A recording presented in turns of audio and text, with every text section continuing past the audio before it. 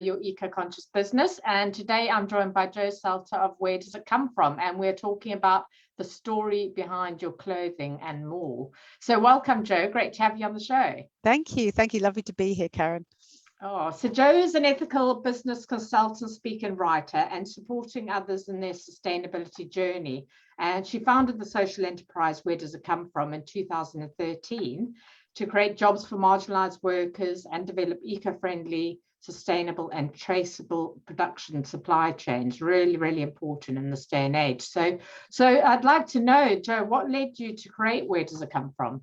Well, I'll give you the very short story, but basically, as its name suggests, it's all about linking people up, telling them the story behind their clothing and their textiles. So the reason I set it up was because I couldn't see any connection. If you're buying clothes these days, we go into a shop, we just load what we want into our basket, and we don't have any thought for what the clothes are made of, who made them, the impacts on people and planet, or what's going to happen to them at the end of life. So that's why I set the business up. The main thing about it is everything comes with a code on the label, a QR code more recently, so you can scan that and you can find the whole story, see the faces of the people making your clothes, the fields where the fibers grew and all of that kind of thing. So we've been working since 2013. We have a retail shop and we also work a lot with businesses now to help them with their merchandise, corporate uniforms and all that kind of thing. Fantastic. And how and you talk about sort of this whole traceability, and I love that with the QR code, and you get to see everything behind the scene, the people that made it, where it comes from, everything. That's amazing. How hard has it been to set up a fully traceable clothing business, and kind of the logistics of sourcing from different countries as well?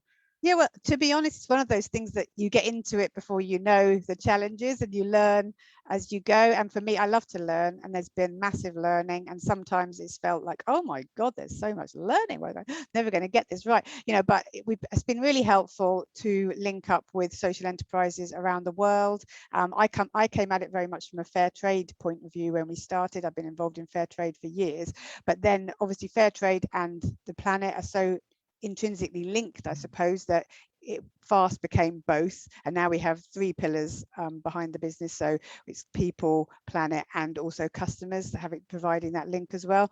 So it has been hard.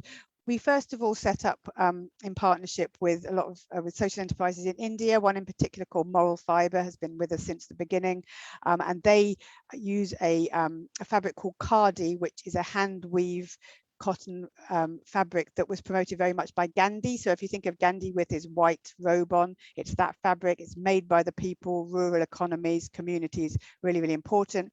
Then when we started working in Africa, that was slightly more complex, obviously, because of the geographical regions. The cotton came from Uganda. We had things made in Malawi, so there was logistical things there. But I think the one thing to say is it can all be done. It can all be done really well. It's just that the kind of a market economy we're in is all about cutting costs, but we're about the true costs, to quote the movie's name. We're about talking about how much things really do cost, charging the real price.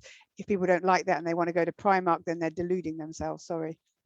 Yeah, definitely. I think that whole thing about the true costs is, I think people have been so used to being able to buy these things so cheaply, and not thinking about actually, well, the slave labor or detriment to the environment that goes on behind getting things cheap.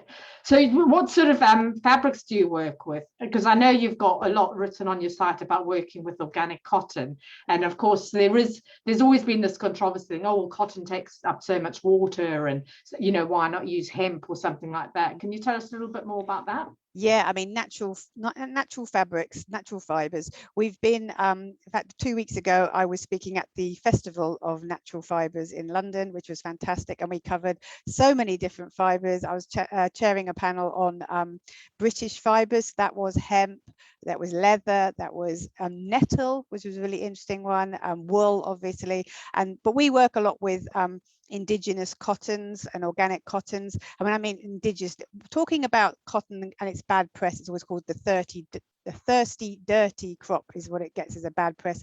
You have to bear in mind a lot of that comes from us as humanity, because what we did was we said, cotton, that's a nice fabric. Let's transplant that around the world. Let's mass produce it, which means water, pesticides, because you're growing plants in a place that they weren't meant to grow. So you have to do things to it to help them grow there. Moving on to genetic modification.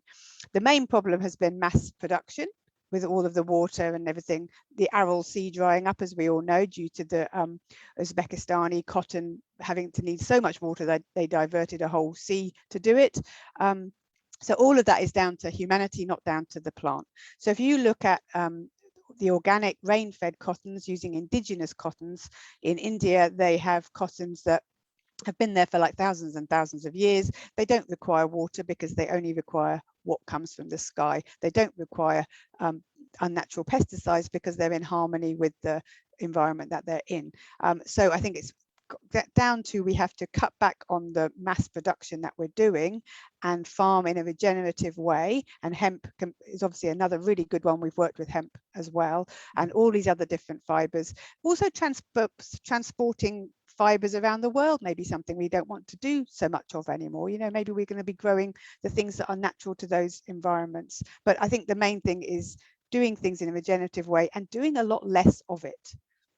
Yeah, definitely. That's really, really interesting. I'm really interested to hear now about nettles and how's that being used. Because you talked about this, so hemp, cotton, also wool. I mean, I know that's been that was really got hit by COVID, didn't it? Because people were just literally burning it and throwing it away, which just exactly. an incredible shame. But hopefully things will change now, and people are going to be using it in a much more sustainable way and for better products, not just shipping to China for carpets. Exactly. But the other thing to say about fibers that's really important is plastic, because there was a recent study done by RSA that said that most fast fashion has some element of plastic in it.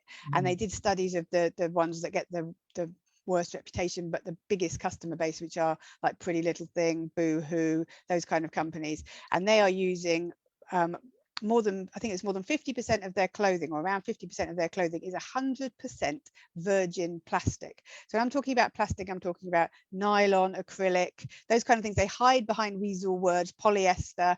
It's all plastic, it's all oil-based, carbon, there's carbon in the processes, and it won't biodegrade at the end of life either. So plastic in clothing to me is a big no-no.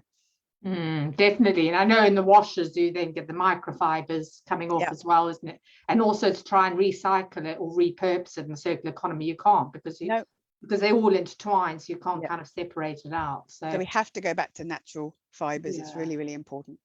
Fantastic. Well, I'm keen to learn some more. I know we've only got 10 minutes on here, but I want to find out about all these other fabrics and nettle and how that's made. I mean, I've seen certain things like, you know, plants like pineapple, leather and things like that as well. So some incredible stuff going on. So if someone else was looking to do something similar to what you're doing, sort of setting up a social enterprise and working this way, what advice would you give? It's a bit like saying, you know, if you went back to the beginning, what advice would you give yourself? I think the main thing is to build those connections with your suppliers, to really build trusted relationships, and don't lose them. If the business grows, don't lose those connections with the people on the ground. You need to be talking to them, you need to be asking questions. You know, where did this come from? How was it farmed? Can you go and take some video? Or and the best thing, of course, is to go there. I know it's hard at the moment. I've been to India a few times. You can partner with NGOs. We did that for the Africa project. So find people that are on the ground, that know what's really going on, because these people, they have the same kind of market economy as us. They're trying to sell stuff. So you need to, they will tell you what they think you want to hear. So you need to be asking the questions. So that's what I would say. Make friends of them. I have friends now all over the world that are my suppliers, and it's a lovely situation to be in. So that's what I would say. Find out what's really going on the ground. Link into what's happening already. Don't try and put your own ideals on other people. You know, learn what they're really doing. They can advise us. I think very much the fashion industry's become this thing where you design a specification and you say, make this, you know, whereas it should be far more co-creative and understand. They know these fibers, they know these fabrics, they know what works and what doesn't work. We know the market, we know what people are actually looking for. So it's building that team rather than seeing it as they're just your supplier.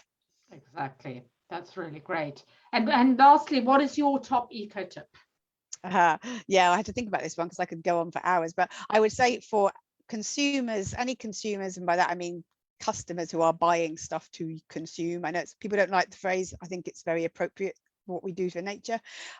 Any customer, check your label, you know, have a look at the label, see what the thing is made of. If it says cotton, then it's cotton. If it says organic cotton, even better. If it's wool, if it says things like rayon, then that's a semi-synthetic. So it's made of wood pulp, but there's quite a lot of chemical processes that need to go into that. So it's kind of a 50-50, I would say. If you're looking at nylon, polyester, avoid it, because not only is it going to be bad for the environment, it feels all horrible and sweaty and disgusting. And people say, yeah, but you don't have to iron it, you know, like you can live with a little bit of ironing, or you just have to hang things up and take a little bit more care. So I think for natural fibers, they do require a bit more care, but that's you loving them, and they'll love you back. And it sounds really weird, but they will love you back.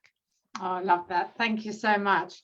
Anyway, well, we've come to the end of the show. So you can find Jo at wheredoesitcomefrom.co.uk. I know you've got a new website that's about to launch soon as well. And you do a podcast, Where Does It Come From, as well. And that's on all the major channels, isn't it?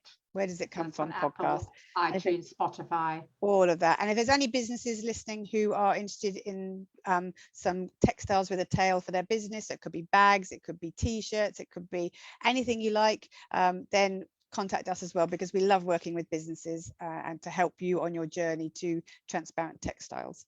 Fantastic. And that's sort of like corporate gifts and things as well. Anything like that. We've done corporate gifts. We did for SAP, the software company, a year or so ago, some scarves. We do t-shirts, but bags tend to be the thing. People want tote bags. So rather than just going and buying an off-the-shelf thing, come to us. We'll talk to you about what we can do. And yes, I'm not going to lie to you, it'll cost you a little bit more, but that's because it's better, it's custom, and we can give you the whole story behind it. Fantastic. Love it. Love it. Thank you so much for joining us, Jo. That was a really great pleasure to have you on the show. And to our viewers, thank you for watching. If you're watching live or you're catching the replay, please keep your questions, keep your comments coming. Both Jo and I will keep an eye out on that, and we will get back to you throughout the day. So yeah, thank you, Jo. And we'll see you all same time next week at 11. Take care.